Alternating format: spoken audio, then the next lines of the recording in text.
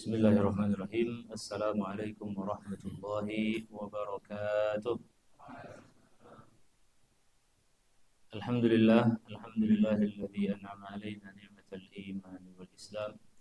Asyhadu an la ilaha illallah wahdahu la syarika lah wa asyhadu anna sayyidana Muhammadan 'abduhu wa rasuluh. Allahumma shalli wa sallim wa barik alaihi wa ala alihi wa ashabihi ajma'in. Saudara sekalian yang dimuliakan Allah Subhanahu wa taala, kita kembali lanjutkan kajian kita masih dengan tema yang sama, yaitu bagaimana Allah Subhanahu wa taala mendidik kita sebagai hamba-hamba yang beriman kepada-Nya. Pada pekan kemarin kita mengambil poin yang ketiga, yaitu Allah Subhanahu wa taala melalui ayat-ayat Al-Quran yang diturunkan kepada Rasulullah SAW menginformasikan sekaligus mendidik kita untuk senantiasa bergantung hanya kepada Allah, yang diaplikasikan dalam hidup kita dengan senantiasa memohon kepada Allah secara langsung tanpa memerlukan wasilah ataupun perantara, kecuali perantara yang telah dijelaskan oleh Allah, baik itu di dalam Al-Quran ataupun dijelaskan oleh Rasulullah di dalam hadis-hadisnya. Kemudian penulis menukil hadis, "Idza sa'alta fas'alillah wa idza ista'anta fasta'in billah." Jika engkau meminta maka mintalah kepada Allah, dan jika engkau minta pertolongan maka mintalah pertolongan hanya kepada Allah Subhanahu wa taala. Poin yang keempat dari tarbiyah ini adalah Al-Quranul Karim yurabbil muslima ala tafkiri fima yata tahta hawasihi. Al-Quran ini mendidik kita untuk senantiasa melakukan pencermatan, tadabbur terhadap apa yang terjadi dalam hidup kita. Dari poin ini kita dididik oleh Allah untuk menjadi orang-orang yang teliti, orang-orang yang cermat terhadap peristiwa yang terjadi di hadapan kita. Terlebih lagi berbagai ayat dan tanda kebesaran Allah Subhanahu wa taala, tanda kekuasaannya, sehingga akan melahirkan orang-orang mukmin yang kokoh imannya. Dan itu juga tidak lepas daripada poin yang ketiga, yaitu mengakui kebesaran Allah Subhanahu wa taala. Ini juga termasuk daripada model tilawah hukmiyah. Membaca Quran itu ada dua model, ada model tilawah lafziyah, ada tilawah hukmiyah. Tilawah lafziyah itu adalah tilawah yang dibaca dari sisi lafadznya saja, meskipun itu mendapat kebaikan. Tapi lebih luas, lebih detail lagi adalah tilawah hukmiyah. Nah, ini salah satu contohnya, yaitu penghayatan, pencermatan, tadabbur terhadap ayat-ayat Allah, baik yang tertulis dalam kitab ataupun yang terlihat oleh mata kita. Misalnya di dalam Quran surah Al-Waqi'ah ayat 58-59, Allah Ta'ala berfirman, "Afara'aytum ma tumnun, a antum takhluqunahu am nahnul khaliqun." Ayat ini menjadi ajakan kepada kita semua untuk mencermati, melihat. Dan ini sebenarnya juga tidak lepas dari wahyu yang pertama turun, yaitu perintah untuk Iqra, ya, membaca. Maka tidakkah engkau melihat benih manusia yang dipancarkan itu? A antum takhluqunahu am nahnul khaliqun? Kaliankah yang menciptakan ataukah kami penciptanya? Ya.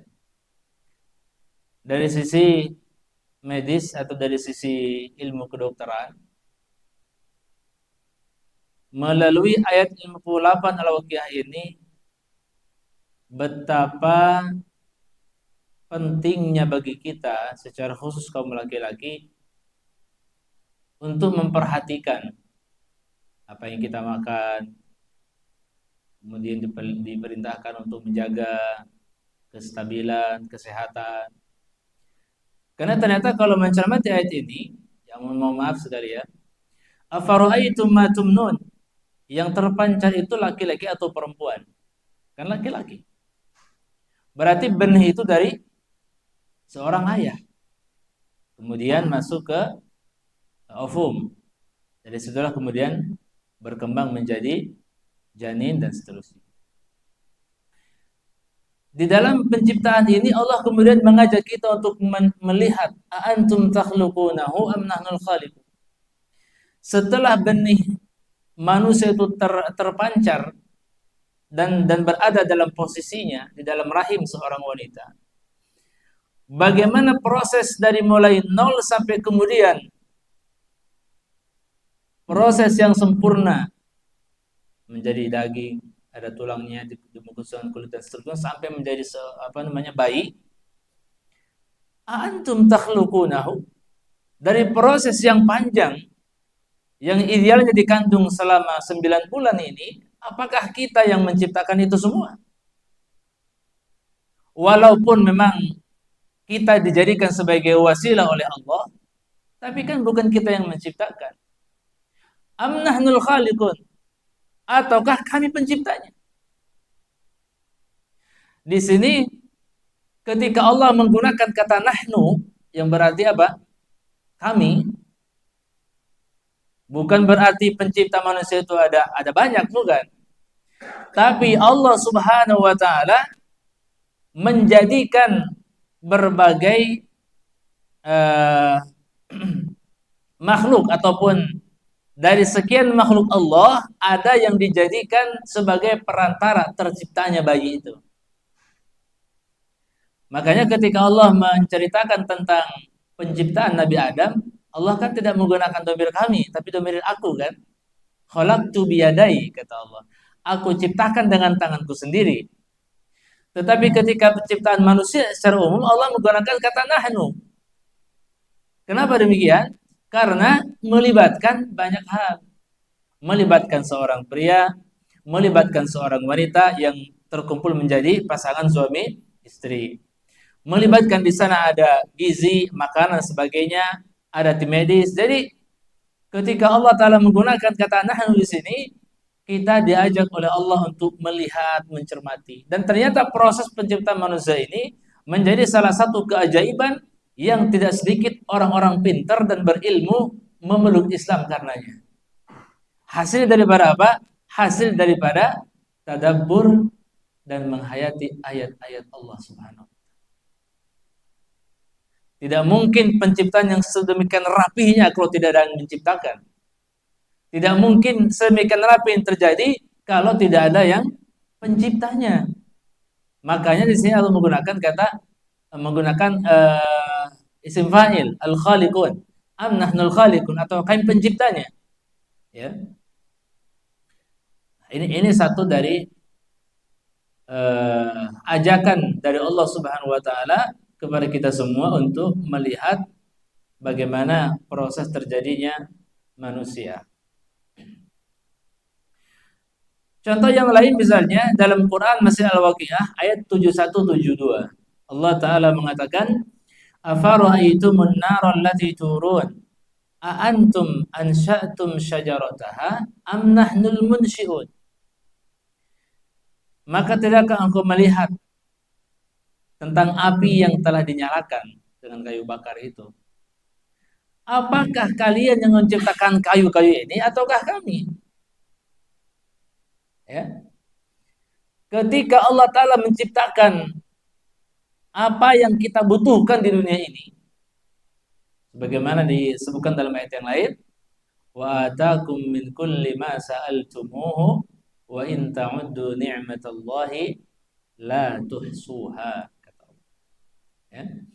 Kami telah datangkan apa yang kalian butuhkan, termasuk pohon-pohon ini. Allah berikan kecerdasan kepada umat manusia bagaimana dikembangkan pohon itu, bagaimana dimanfaatkan. Jadilah bangunan, jadilah rumah, jadilah kapal. Banyak manfaatnya. Dan ternyata itu yang dibutuhkan oleh manusia. Dan Allah sudah katakan wa atakum min kulli ma sa'altum. Kami telah berikan, telah datangkan, telah ciptakan apa yang kalian minta, apa yang dibutuhkan, termasuk pohon-pohonan ini, yang ternyata dengan pohon inilah kemudian kita bisa hidup, kita bisa mengambil manfaat. Tidak bisa kita bayangkan jamaah sekalian kalau di dunia ini tidak ada namanya pohon. Kira-kira bagaimana dunia ini akan kita rasakan kalau tidak ada pohon. Dan ternyata kalimat syajarah ini bukan hanya di dunia. Kalau kita membaca sejarah tentang bagaimana ketika Nabi Adam, ayahanda kita, berada di surga, kan ada pohon di sana. Ya, ketika Allah menceritakan tentang bagaimana iblis mempengaruhinya, ya, al adullukum ala syajaratil khuldi wa mulkin la yabla, katanya, ya, inginkah aku tunjukkan padamu wahai Adam kepada suatu pohon. Nah, jadi dalam surga itu ada pohon. Bahkan Imam Ibnu Katsir sendiri menceritakan di dalam bukunya ketika beliau menjelaskan tentang luasnya surga, ya, di surga itu ada satu pohon, ya, bayangan pohon itu saking tingginya, ya, bayangannya saja itu kalau dikejar menggunakan kendaraan untuk didapat ujungnya 100 tahun tidak akan didapat. 100 tahun menggunakan kendaraan untuk mencari di mana ujung bayangan pohon ini, dia akan pernah ketemu. Subhanallah. Betapa luasnya surga ini. Dan ternyata gambaran surga itu ada pohon-pohon di situ. Yang kemudian di dunia nyata, di dunia kita hari ini juga, Allah menciptakan pohon-pohon tersebut untuk menciptakan kestabilan dalam dunia yang kita pijak. Allah kemudian mengajak, antum ansa'tum syajarataha. Ketika kalian membakar kayu sehingga menghasilkan api yang begitu besar, yang menyala-nyala, dengan api itu kita bisa mencari kehangatan, kita bisa memasak dan sebagainya, bisa hidup dengan semua itu. Dengan kayu kita bisa hidup, kayu kering kita bakar bisa menjadi penghidupan, semuanya bisa bermanfaat untuk kita. Ditanyalah kita, diajak, kaliankah yang menciptakan kayu itu, yang menumbuhkan kayu itu, ataukah kami? Dua ayat ini, baik itu 5859, 71772, semuanya mengajak kepada kita untuk kembali mengakui sebenarnya memang ada Tuhan yang menciptakan, yaitu Allah Subhanahu wa taala. Di saat kita merasakan manfaat daripada adanya pohon, bisa menjadi uang, ya kan? Bisa menjadi rumah dan sebagainya. Di saat itulah kita kemudian ditundukkan hati kita, ditundukkan pikiran kita agar tidak menjadi orang yang congkak, agar tidak menjadi orang yang sombong, bahwa yang kita nikmati hari ini, yang kita pijak, yang kita singgahi, yang kita rasakan ini semuanya berkat ciptaan Allah Subhanahu wa taala. Ini baru 2 ayat, kalau tidak maka ada banyak ayat yang kemudian mengajak kita bertadabbur tentang laut, tentang angin, tentang matahari. Ya.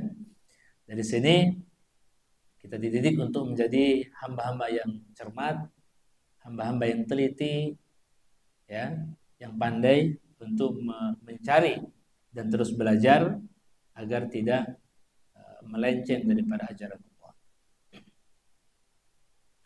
Kemudian Ali Imran 190. Allah Ta'ala berfirman, Inna fi khalqis samawati wal ardi wa ikhtilafil laili wan nahar la ayatin li ulil albab. Sesungguhnya pada penciptaan langit dan bumi, pergantian siang dan malam, pada yang demikian itu terdapat tanda-tanda kebesaran Allah, khusus bagi mereka yang berakal. Ketika Allah mencantumkan kalimat ulil albab, apa namanya? La ayatil ulil albab. Seakan-akan Allah mengatakan uh, apa namanya? Orang yang tidak mampu mengambil pelajaran daripada peristiwa ini hanya orang yang tidak berakal. Ya. Kalau kita cermati pergantian siang dan malam, pernah nggak di antara teman-teman ada yang suatu saat, suatu ketika dia berada di tempat pergantian siang dan malam? Misalnya kalau di kita ini jam jam ini jam 1. Di Saudi ini sekitar jam berapa? 12, 11, 10, 9, jam 8 pagi lah ya, kurang lebih. Pernah nggak kita berada di suatu tempat, di suatu batas, separuh malam, separuh siang?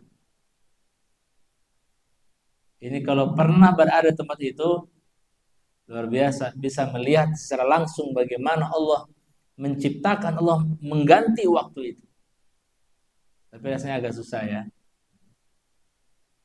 Tapi kalaupun kita tidak merasakan di posisi itu, tapi Allah sudah mengajak kepada kita, Allah sudah memperlihatkan kepada kita kejadian pergantian siang dan malam, penciptaan langit dan bumi yang dijelaskan dalam surah As-Sajdah misalnya, ya, selama 6 hari dan sebagainya.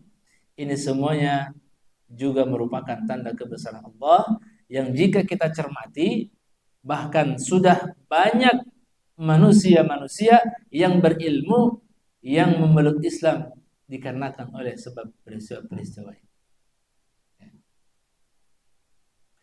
Disebabkan peristiwa Isra Mi'raj, ya.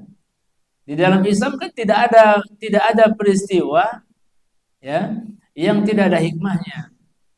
Termasuk Isra Mi'raj itu. Ketika Allah mengisrakan Nabi dari Makkah ke Baitul Maqdis, memi'rajkannya dari Baitul Maqdis ke atas, ke muntaha, dan kembali di malam itu juga, banyak orang mencemooh, banyak orang mencela.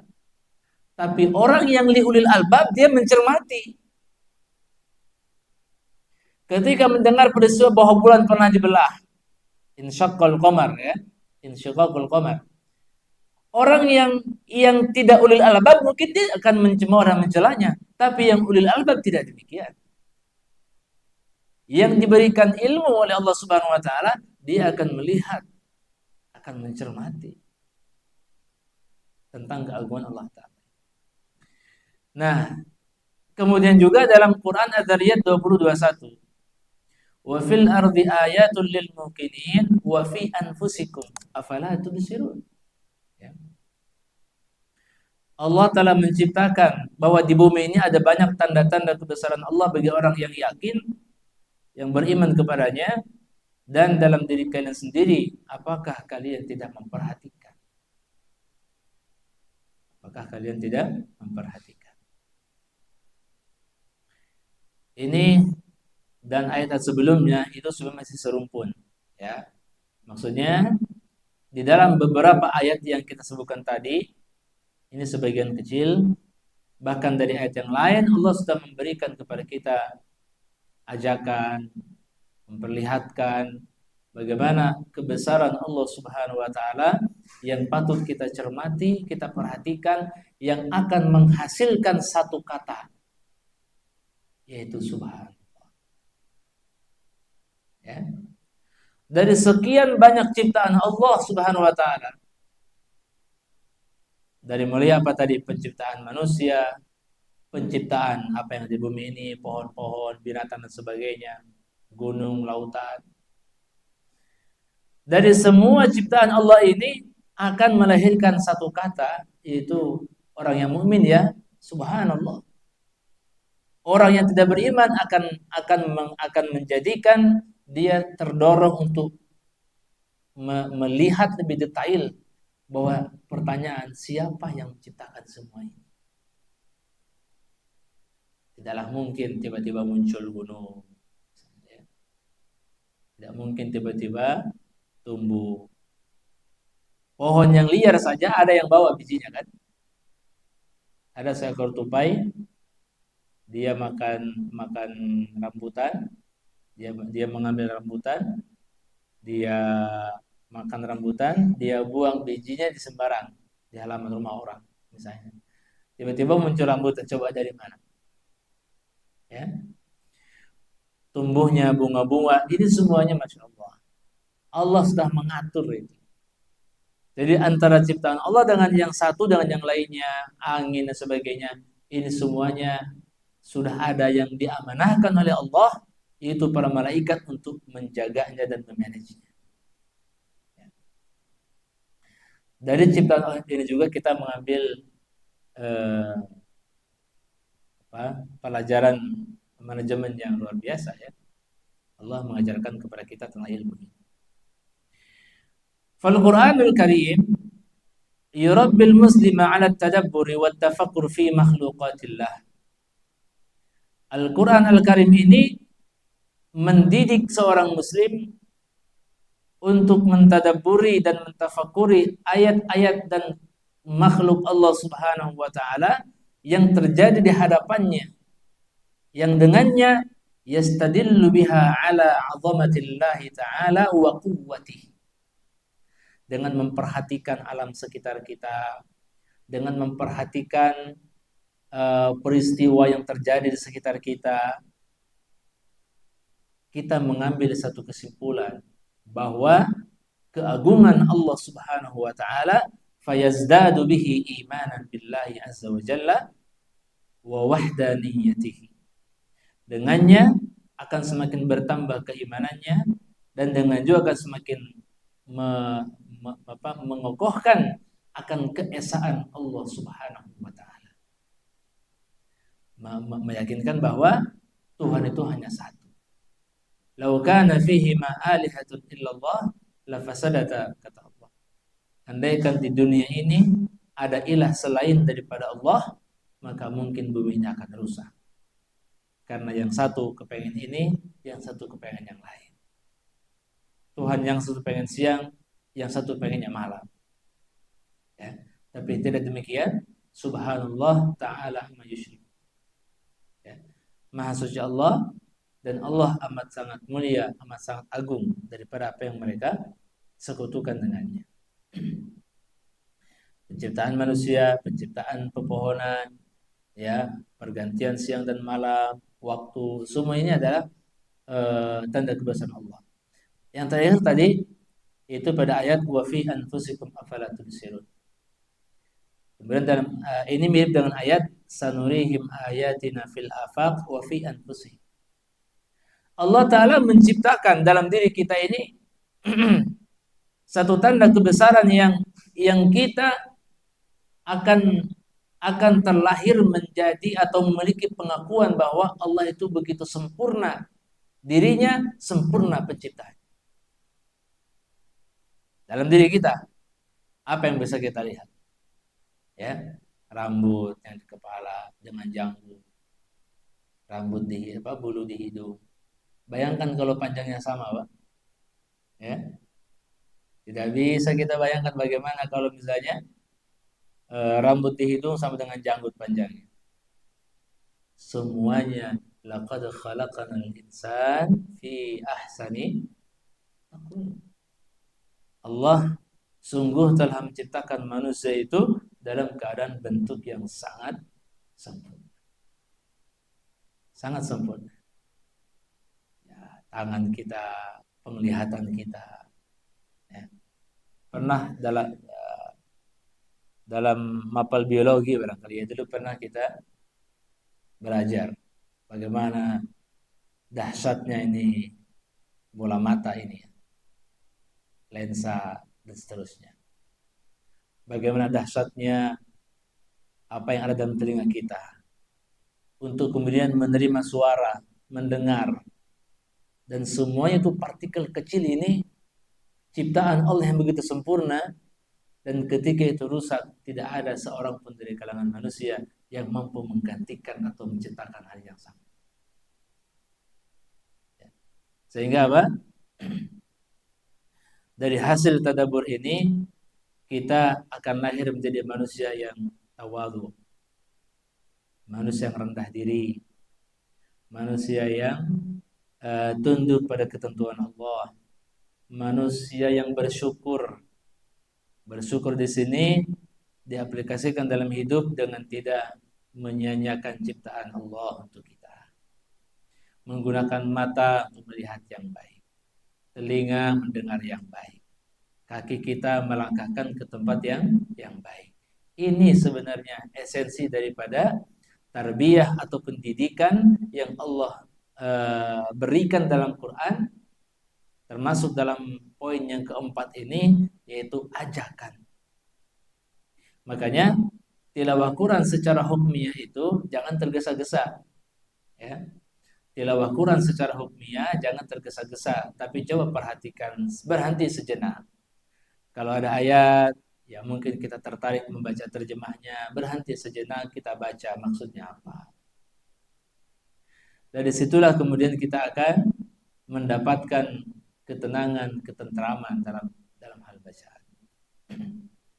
Dari situ kita akan mengambil pelajaran yang mungkin belum kita ambil sebelum, dan begitu seterusnya.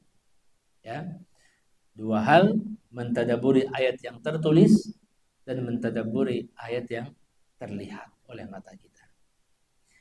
Kemudian ada bait syair yang menyebutkan, wa fi kulli syai'in lahu ayatun tadullu ala annahu al-wahid. Dan pada setiap sesuatu itu terdapat suatu tanda yang menunjukkan bahwa dia itu hanya esa. Ya. Dalam setiap sesuatu itu memiliki tanda, ayat yang menunjukkan bahwa dia itu hanya esa, hanya satu, tidak ada dua. Ini kemudian menjadi bahan renungan kita, apa yang Allah telah ciptakan untuk kita, Allah perlihatkan kepada kita, semuanya menjadi bahan penghayatan. Nah, teman-teman sekalian, kalau kita ingin lebih dapat menyerap penghayatan itu, saya sarankan kalau kita pas bangun sepertiga malam misalnya, ya.